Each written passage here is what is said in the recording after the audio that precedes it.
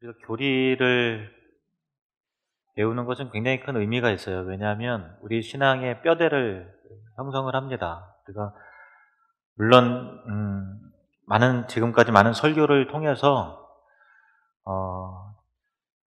많은 신앙의 성경적인 어떤 그 안목과 분별력은 이미 있으실 거예요. 그런데 다시 교리를 중심으로 해서 뼈대를 세워나간다는 것은 우리를 진리로부터 지켜주고 또 많은 이단들이 있잖아요. 그래서 무엇이 옳은 것인지 무엇이 잘못된 것인지를 분별할 수 있는 지혜와 안목을 일깨워주죠. 그래서 교리 자체가 성경만큼의 권위가 있는 것은 아니지만 이 장로교, 개혁주의 신학의 교리는 성경을 최고의 권위로 둔 교리이기 때문에 참 성경적이고, 그리고 그 교리적 유산이 우리에게 있다는 것이 참 유익하고 좀 아름다운 일이에요. 사실 이 한국교회가 과거에는 교리를 그렇게 중요하게 생각하지 않았던 것 같아요. 그러니까 물론 그게 교리가 있지만 그 소유리 문답 같은 거라든가 또 하이델베르크 요리문답이라든가 그런 것들을 그 어떤 장로교 신앙의 정통 교리를 그렇게 교회에서 과거에 많이 가르치지는 않았는데요. 요즘에는 다시 교리를 회복하고 있어요. 우리 교회뿐만 아니라 많은 교회가 교리를 많이 가르칩니다. 가만히 그 이유가 뭔가 했더니 이게 신천지를 비롯해서 많은 이단들이 교회를 어지럽게 했을 때 한국 교회가 그때 정신을 좀 차린 것 같아요. 이게 교리가 없어서 그런 거구나. 교리를 성도들에게 가르치지 않아서 성도들이 참 그런 어이없는 그런 뭐 가르친다 그럴 때 거기 막 쫓아다니고 배우고 그게 거짓을 진리인 양 그렇게 쫓아가고 따라다니고 또 그렇게 사이비 이단에 빠지는 이유가 교리를 그동안 가르치지 않아서 그런 거구나라고 하는 그 자성의 목소리가 있었던 것 같습니다. 그래서 우리 교회도 몇 년 전부터 교리를 지금 배우고 있고요. 오늘도 진행 중입니다. 복습을 잠깐 하시면 85문을 보시겠습니다. 우리가 죄 때문에 받을 하나님의 진노와 저주를 피하게 하려고 하나님이 우리에게 요구하시는 것은 무엇입니까? 같이 읽겠습니다. 우리가 죄 때문에 받을 하나님이 우리에게 요구하시는 것은 예수 그리스도를 믿는 것과 생명에 이르는 회개와 그리스도가 우리에게 구속의 유익을 전해주는데 쓰는 모든 외적 수단을 부지런히 사용하는 것입니다.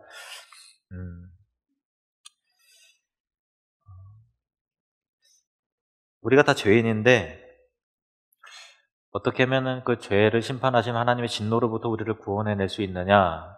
그럴 때 하나님께서 우리에게 요구하시는 것이 뭐냐라고 할 때 우리는 쉽게 말하면 예수 믿는 것이다 라고 이게 대답을 하지만 또 엄밀히 말하면 다시 이게 좀 스크린 띄워주실래요?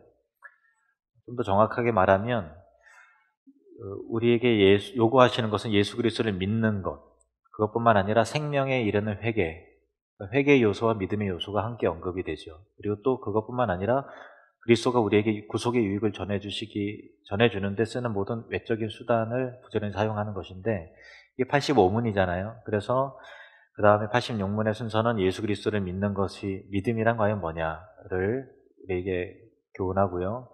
그리고 87문에는 오늘 87문이죠. 생명에 이르는 회개가 과연 뭐냐 그거를 다루고요. 다음 주에 배우게 될 88문에는 그리스도가 우리에게 구속의 유익을 전해주시는 데 쓰는 외적인 수단이라는 것이 과연 무엇이냐라는 것들을 다루게 됩니다. 그럼 86문 예수 그리스도를 믿는 믿음이란 무엇인가 같이 읽겠습니다. 답을요. 시작. 예수 그리스도를 믿는 믿음이란 구원의 은혜인데 이로써 우리는 구원을 위해 복음이 전해주는 대로 예수 그리스도를 받아들이고 영접하는 것입니다. 그 믿음이란 것은 복음이 전해주는 대로 예수 그리스도를 받아들이고 영접하는 것이다 라고만 되어 있지 않고 이 모든 것이 구원의 은혜인데 라고 설명이 되잖아요. 그러니까 계속 말씀드린 게 그거예요. 믿음 또한 하나님의 은혜다 라고 하는 그런 거예요. 이 성경의 가르침이라는 것은 믿음 또한 하나님의 은혜다라는 것을 언급하지 않으면 믿음도 자꾸 행위 쪽으로 생각하려는 경향이 있어요. 왜냐하면 공로주의가 있기 때문에 그래도 우리가 구원받는 것은 그래도 우리가 그래도 뭔가 해서 구원받는 게 아니겠는가. 심지어는 내가 믿었기 때문에 구원받는 것. 물론 믿었기 때문에 구원받는 건데 엄밀히 말하면 믿음을 통한 구원이지 믿음이 우리에게 의가 된 것이 아니라 믿음을 통해서 예수 그리스도의 의를 우리에게 전가시켜 주신 하나님의 은혜다라고 하는 그런 측면이죠. 87문 오늘 말씀입니다. 생명에 이르는 회개란 무엇입니까? 같이 읽겠습니다. 생명에 이르는 회개는 죄인이 죄에서 떠나 하나님께로 돌이키는 구원의 은혜입니다. 이 은혜로 말미암아 참된 죄의식을 갖고 그리스도 안에 있는 하나님의 긍휼을 깨달아 자신의 죄를 슬퍼하고 미워하며 새로운 순종을 하고자 하는 분명한 뜻을 가지고 노력하게 됩니다. 여기도 보면은 회개도 구원의 은혜다 이렇게 설명하죠. 가만히 회개를 하신 분들은 다 아실 거예요. 내가 하나님의 은혜가 임해야 사실은 회개가 됩니다. 우리 마음이 완악한 우리 마음이 말씀 앞에서 자기의 죄를 자각하게 되고 정말 하나님 앞에서 우리가 얼마나 내가 보잘것없는 존재인가를 깨닫게 되고 진노의 하나님을 대면할 때 우리가 슬퍼하고 두려워할 수밖에 없고 하는 그런 모든 깨달음과 또 그 말씀을 통해서 우리가 예민하게 반응하는 그런 모든 것들이 성경은 구원을 베푸신 하나님의 은혜다라는 것을 설명할 수 있는 것이죠. 그래서 금방 86문에는 예수 그리스도를 믿는 믿음에 대해서 그리고 또 87문 우리가 오늘 배우는 내용은 생명에 이르는 회개에 대해서 살펴봤죠. 그래서 이 믿음과 회개라는 것은 회심의 한 요소예요. 회심이라고 하는 것은 믿음의 요소와 회개의 요소가 같이 있는 것입니다. 그런데 이것은 요소일 뿐이지 두 개 자체가 따로 이게 분리되어서 나타나는 건 아니에요. 무슨 말인가 하면요. 진정으로 회개를 했다면 그 안에 믿음의 요소가 있는 것이지 회개한 자가 믿지 않는 경우는 없고 믿음 있는 자가 진정한 회개를 경험하지 않는 믿음의 사람이라는 것은 있을 수 없다는 거죠. 그러니까 두 개는 항상 같이 와요. 같이 옵니다. 회개와 믿음이라는 것은 같이 와요. 이것을 회개와 믿음의 요소를 일컬어서 회심이라고 합니다. 사도행전 20장 21절 말씀 보시면 같이 읽겠습니다. 유대인과 헬라인들에게 대한 하나님께 대한 회개와 우리 주 예수 그리스도께 대한 믿음을 증언한 것이라. 그러니까 이 하나님께 대한 회개, 우리 주 예수 그리스도에 대한 믿음, 회개의 요소와 믿음의 요소가 같이 언급이 되어 있죠. 다시 좀 말씀을 드리면 회개라는 것은 구원의 은혜로서 죄인이 자기의 죄를 참으로 인지하고 그리스도 안에서 하나님의 긍휼을 또 자비를 깨달았고 자기의 죄를 괴로워하고 미워함으로써 죄에서 돌이키고 하나님께로 향하되 목적을 굳게 세우고 노력함으로써 새롭게 순종하려는 그런 모든 태도를 가리켜서 회개라고 하는 거예요. 믿음이라는 것은 마찬가지로 구원의 은혜로서 예수님만을 영접하고 의지하고 예수께서 우리를 위해서 구원을 위해서 제시한 모든 복음의 내용들을 받아들이는 것이죠. 그것이 믿음입니다. 마가복음 1장 15절 말씀을 보시겠습니다. 시작. 이르시되 때가 찼고 하나님의 나라가 가까이 왔으니 회개하고 복음을 믿으라 하시더라. 회개와 믿음의 요소가 같이 있죠. 이것이 회개와 믿음을 통한 구원입니다. 무엇을 믿습니까? 예수의 전하신 바 되는 복음의 내용을 믿는 것이죠. 그리스도를 믿는 것입니다. 사도행전 2장 38절 말씀을 보시면 이것도 같이 읽겠습니다. 베드로가 이르되 너희가 회개하여 각각 예수 그리스도의 이름으로 세례를 받고 죄 사함을 받으라. 그리하면 성령의 선물을 받으리니. 여기서 회개가 나왔죠. 믿음은 어디 있습니까? 예수 그리스도의 이름으로 세례를 받고 라고 하는 것이, 이 세례라는 것은 믿는 자에게 주어지는 것이잖아요. 이게 믿음의 요소를 말하는 거예요. 회개와 믿음, 그럴 때 성령께서 우리를 거듭나게 하시는 은혜가 있는 거죠. 사도행전 11장 18절 말씀도 보시겠습니다. 사도행전 11장 18절 시작. 그들이 이 말을 듣고 잠잠하여 하나님께 영광을 돌려 이르되 그러면 하나님께서 이방인에게도 생명 얻는 회개를 주셨도다 하니라. 그냥 회개, 물론 회개가 결국 어떤 것을 말하는가 하면은 생명을 얻는 회개, 생명 얻는 회개, 생명에 이르는 회개인 거죠. 그래서 87문의 그 질문이 이거죠. 회개가 무엇입니까? 라고 하지 않고 생명에 이르는 회개란 무엇입니까? 라는 질문이 87문이에요. 회개라는 것은 결국 생명에 이르게 하는 그런 회개인 것이죠. 그러면 이 생명을 얻는 회개, 구원을 얻는 회개, 천국에 들어가게 하는 회개는 과연 무엇인가? 죄에 대한 회개죠. 그럼 어떤 죄인가? 사도행전 20장 21절 말씀을 보시겠습니다. 아까 읽었던 것인데 다시 한번 좀 살펴보면요.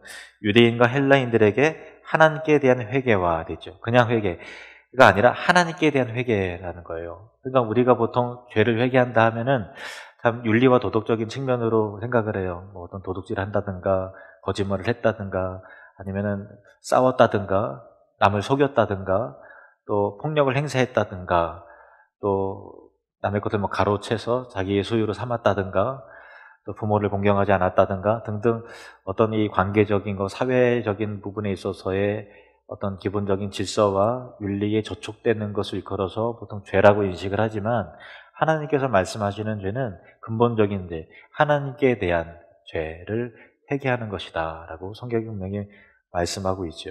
그래서 생명을 얻는 회개라는 것은 다른 사람에게 대한 죄만을 깨닫고 나서 내가 잘못했지 그때 이렇게 그런 것을 후회하는 측면이 아니라 죄의 본질적인 것, 하나님을 내가 거절하고 하나님의 뜻대로 살지 않고 또 하나님께 죄를 지은 모든 것을 깨닫는 차원에까지 나아갈 때 우리는 하나님에서 비로소 통회하고 자복하고 또 그렇게 함을 통해서 생명을 얻는 회개를 하게 되는 것이죠.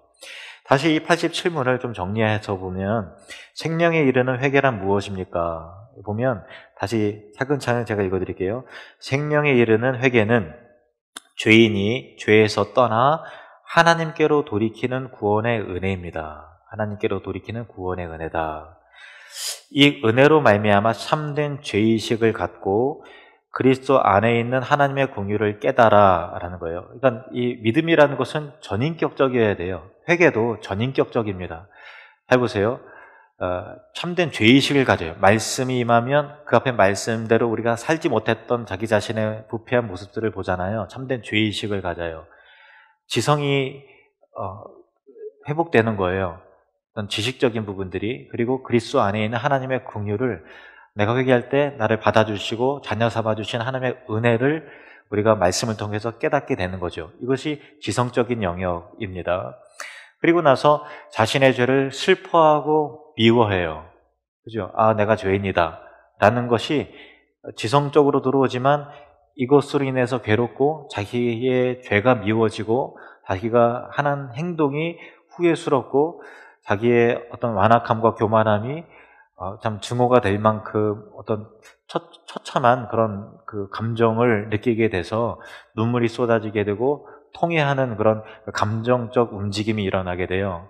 그러니까 이 정서적인 측면이 반드시 수반이 되죠. 그리고 나서 의지적인 내용도 같이 뒤따라오게 되는 거예요. 새로운 순종을 하고자 하는 분명한 뜻을 가지고 노력하게 되죠. 의지는 행동과 연결이 되잖아요. 그래서 행위로 구원을 받는 것은 전혀 아니지만 믿음과 회개를 통해서 구원을 받는 것이지만 이것이 전인격적이기 때문에 지성적으로 들어오게 되고 우리의 감정이 움직여져서 통회하게 되고 이렇게 살 수는 없어. 정말 이렇게 방탕하게 살아서는 안 되지 하고서 하나님 앞에 의지를 갖고 새로운 뜻을 품고서 경건하고 거룩하게 순종하며 살려고 하는 의지적 발동을 하게 된다는 거예요. 그 의지라는 것이 100% 완전하게 이르게 된다는 것은 아니죠. 그렇지만은 행위와 삶으로 반드시 연결이 되어 있기 때문에 행함이 변화되지 않으면 참된 믿음이라고 할 수 없는 거예요. 행함으로 구원받는 건 아니지만 참된 믿음은 언제나 거룩함과 순결함을 향해서 우리의 삶의 태도를 바꾸게 한다라고 하는 내용입니다. 이것이 전인격적인 그런 회개의 요소인 것이죠. 예수님께서 탕자의 비유에서 말씀하셨듯이 탕자가 아버지의 그 재산을 받아가지고 이웃 나라에서 허랑방탕하게 쓰다가 큰 지근이 들어가서 돼지가 먹는 쥐업 열매도 못 먹을 처참한 지경에 이르렀을 때 후회하고 한탄하면서 야, 정말 아버지의 가정에는, 집에는 종들도 이거보단 풍족하게 먹는데 나는 여기서 줄여 죽는구나. 그냥 나 같은 놈 확 죽어야 돼. 이렇게 하고서 이게 깨달음이 와서 잘못한 것을 후회하고서 그냥 딱 자살했습니까? 아니죠.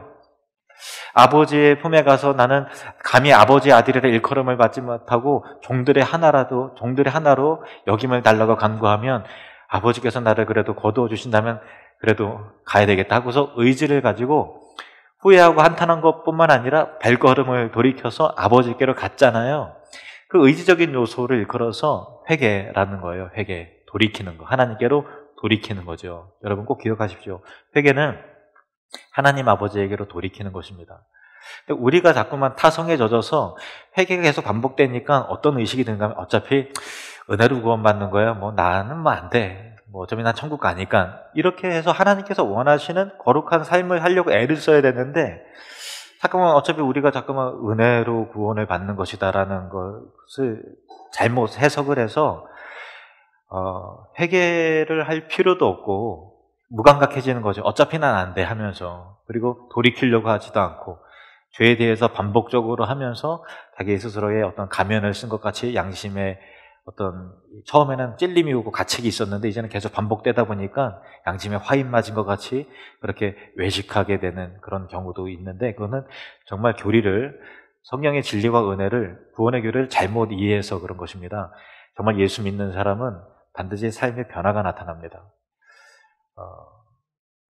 근데 저도 제 스스로의 모습을 보면서 과연 성화라는 게 참 있는가라고 이게 회의가 느껴질 정도로 여전히 그대로인 것 같고 다시 제자리인 것 같은 그런 느낌이 들 때도 있잖아요. 그런데 그럼에도 불구하고 여러분이 나는 하나도 안 변했어 라고 하는 게 하나님 앞에서의 교만이에요.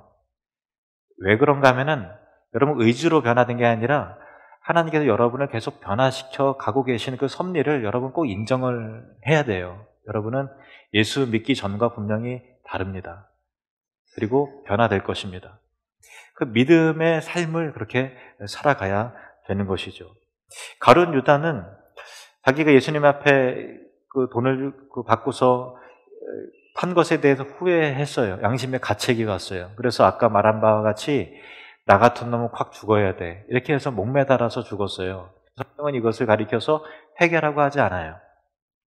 베드로도 예수님을 부인했죠. 그러나 닭 울기 전에 3번 나를 부인하리라 라는 예수님의 말씀대로 정말 나는 죽어도 주님 떠나지 않을 것입니다 라고 했는데 알고 보니까 그 얘기는 진심이었지만 진심을 지킬 만한 의로움과 또 그 결단이 내게 없다라는 것을 베드로는 알고서 나가서 심히 통곡하면서 울면서 하나님께 회개했어요.